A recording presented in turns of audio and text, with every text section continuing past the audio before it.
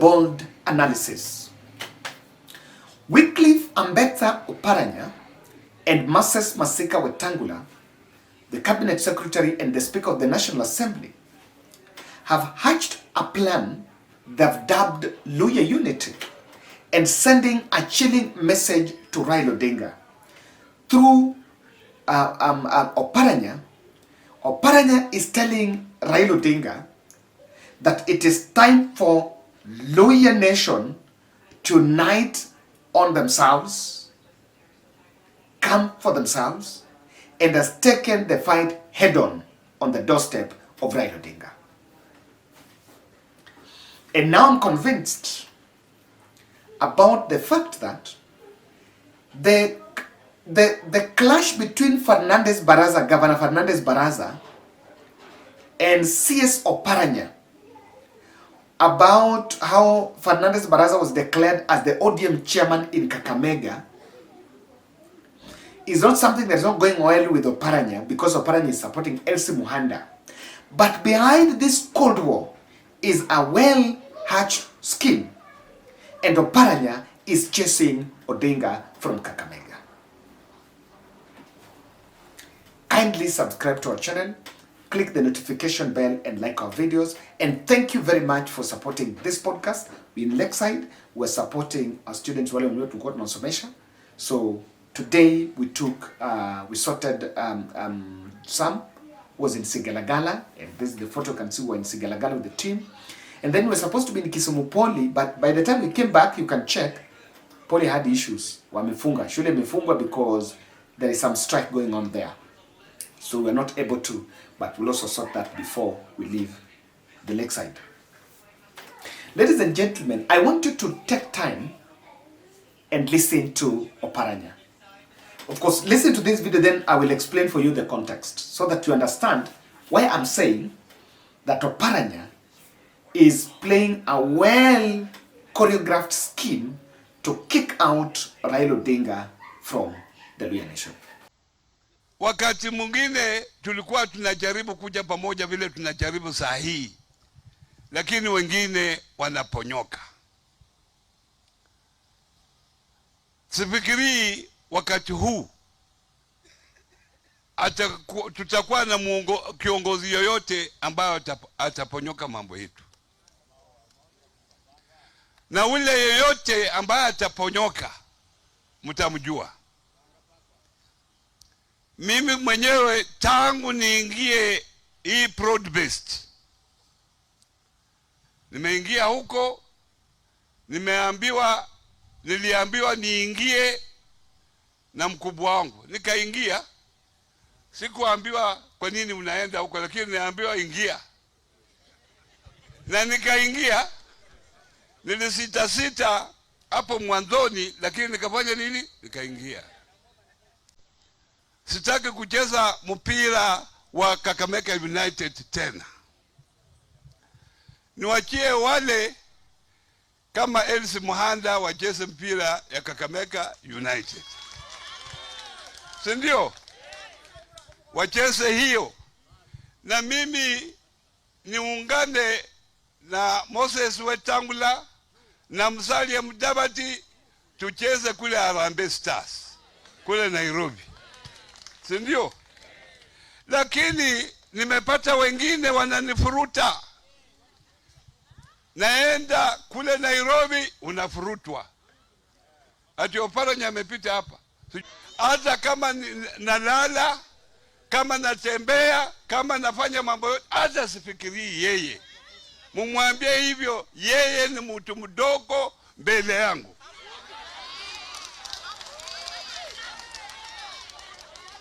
Is a junior fellow in front of me. Ni kama anataka ite mkutano kule Bukhungu Stadium. Tuone wananchi wataheshimu nani. Sindio? Kwa sababu nasema mambo ya Kakamega muniwache nje. Yeye ndiye anapepa mafaili anapeleka kule EACC. Mimi nilifanya hapa. Maendeleo ile nilifanya hapa, yeye amefanya. Na anaungana na mlevu mwingine kila saa wanaongea kwa Oparanya. Nasema watajua wajujui. Sasa nimerudi hapa uwanjani. Kila kiongozi mpaka aheshimiwe. Na hao yeye mwingine anafikiria Raila Amolo Odinga atakuja kumsaidia hapa kukura.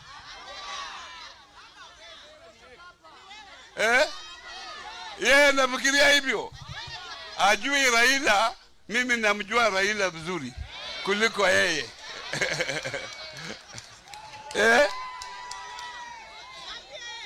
Kwa hivyo wenzangu, mimi vile nilienda kule nione wale wanaunga mkono haya. Nikija kwa mambo ya umoja wetu, Omwami Wetangula, I'm telling you in front of all these people, shida ambao sisi tumekuwa nayo kwa Waluhya ni 2 regions, Vihiga na wapi? Nimesema uongo? If you sort out yourselves, hapa Kakamega sisi hatuna shida. Tuna shida? Hatutaki tutanganyane.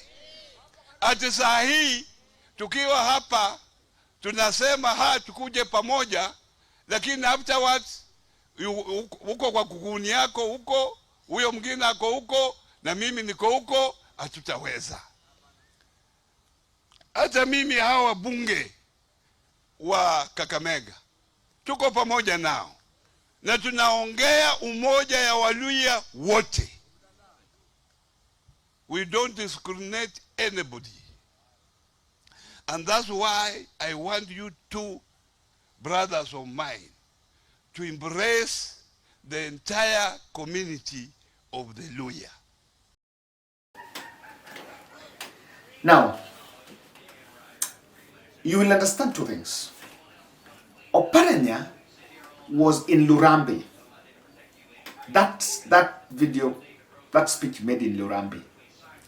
Lurambe constituency belongs to Titus Hamala, famously known as Bishop. He was elected on ODM ticket. And they were there invited by the Member of Parliament and the Cabinet Secretary for People Say Fuliza or Hustler Fund, tagged along the Speaker of the National Assembly. The context of that speech is his latest fight with Fernandez Baraza, because Oparanya has been insisting that the nominations, the ODM party grassroots elections that were done, that declared Fernandez Baraza as the ODM county chairperson against Nabina Bwera, who was squaring it out with Fernandez Baraza, was shambolic. And because of that, Oparanya is actually campaigning for LC Muhanda. The Kakamega women rep is the person Oparanya is endorsing to become the next governor of Kakamega. And that is why you can see there is that bit of back and forth between the two. And the person is attacking there is Fernandez Baraza. Let me tell you, when I listen to this, the tail end of that message is there is a message about Luhya unity. Yes, he's talking about endorsing Ruto another term, but doesn't look strongly campaigning for another term. That is just to say in the spirit of, not to be sacked.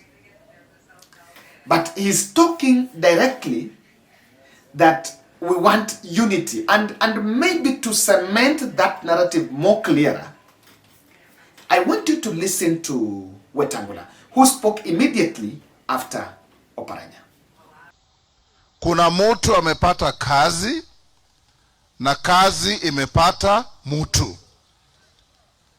Na hapa kwa Oparanya kazi ilipata mtu.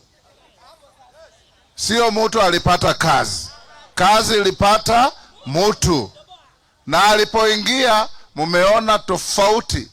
Now the Ministry of SMEs, cooperatives, and all things that he does is a high profile ministry in Kenya. Na munaona vile kazi inafanywa. He has elevated everything. Hustler Fund, cooperatives, growth of coffee, empowerment of women, young people. It is now at a notch higher than ever before. Kwa sababu kazi ilipata mutu. Mutu akipata kazi ataingia hapa, anasoma magazeti, anafanya mambo yake, anaenda nyumbani. Tunataka kama jamii enyeba Kakamega khube sindu silala. Let's be each other's keeper. Tutembee pamoja, tukae pamoja, tuheshimiwe Kenya hii. Kwa sababu vile wabunge wamewaambia na wa MCS wetu, kama sisi tuko 20% ya population ya Kenya na tumegawana mara 4 au mara 5, our strength will only be 4 or 5%. Hatutakuwa na dhamana. Lakini tukitembea pamoja, and this is not the first time watu wa region hii na jamii hii wanatembea pamoja. Masinde Muliro alileta jamii zetu zote pamoja. Watu wakakaa pamoja, wakasungumuza lugha moja. 2002 huyo Oparanya na mimi tulichaguliwa kwa chama kimoja. Na Wamalwa alileta watu wa Western wote pamoja. Constituents zetu zote ni moja tu ya Nambale ilienda kwa njia ambayo haikueleweka kwa KANU. Zingine zote tulikuwa kwa debe moja. So it can be done. And it will be done. Provided we have the will and the determination. Na hiyo yote tuko nayo. Kwa hivyo mimi nawaomba, kuna mbunge moja alisema hapa, kitu cha kwanza sio enough kusema tumeungana. We must demonstrate that we play a role in the politics of Kenya commensurate with our numbers and our strength. Hii Kakamega yetu is the second largest county in Kenya. Namba zenu Kakamega hapa na Kiambu ni sambamba. Hapa Bungoma namba zetu na Nakuru ni sambamba. Now these two leaders represents two parties. Now you need to understand, Wetangula belongs to Ford Kenya. ANC folded and joined UDA, so we no longer have ANC, but Ford Kenya remained standing. And then Oparanya is hosting the Ford Kenya leader and is rebelling against the ODM leadership in the county. The Oparanya rebellion is not as organic as probably the public might want to see it. It is not in his interests, probably for the party to be strong. But Oparanya and Wetangula are part of William Ruto's scheme. And clearly, they're taking Raila out of Mulembe nation. And this is a choreographed plan that is coming at this point. Maybe I need to jog your mind. When you listen to Natembeya, there is a language Natembeya uses. And I think this is Natembeya and Malala. They say that never again will Raila Odinga represent the Luhya nation in the national table, in the national, when dividing the national cake. And of course, a narrative is planted, and I want to believe it is true, that Raila Odinga favored Mbadi to be the treasury CS instead of Oparanya, because the initial agreement probably was for Oparanya to be given the treasury CS. But cards were played last minute for him to lose. Then at this point you might want to ask me, who gains if Ruto if Raila is kicked out of Mulembe Nation? Or why would someone not want Raila in Mulembe Nation? And I want to explain just that in the next couple of minutes, then I'll be out of your way. There is a clear plan to dislodge Raila in the negotiation table. Of course, to tame, to disarm him. I know we've talking about, the country's talking about affordable housing, share this, all that.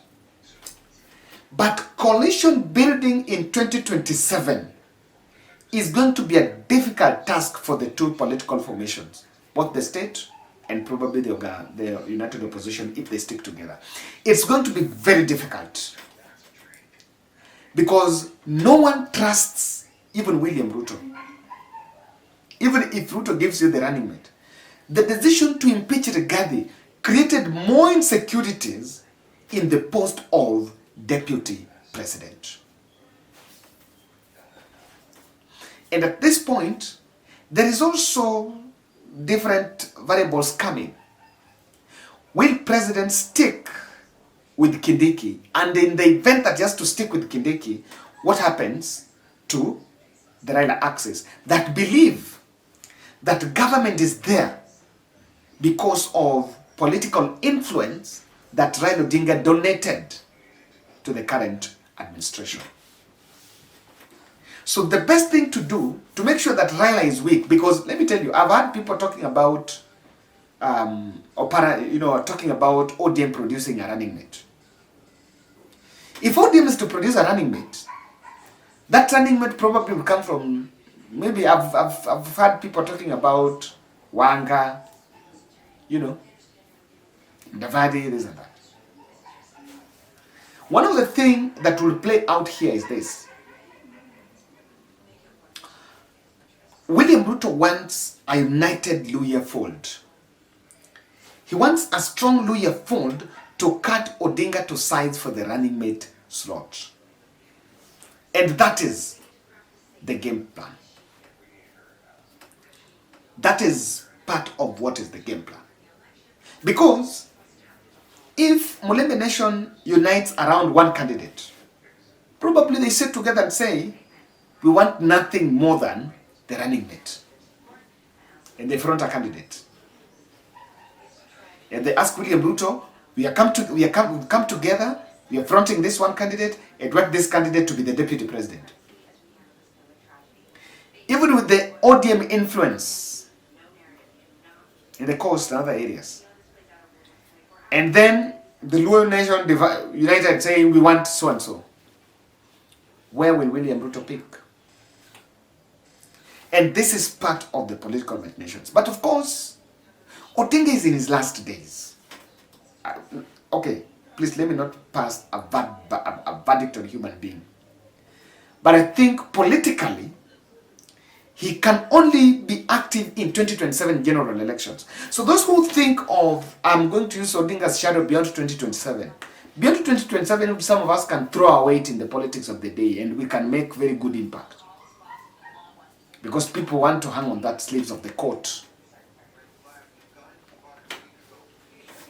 Oparanya axis could actually be playing a Ruto playbook to counter the young voices. There is Sifuna, Hamisi, Malala here. Probably let me even put Natembea there. The Tawe guys and all that. It is a very strong, young, vibrant team coming up.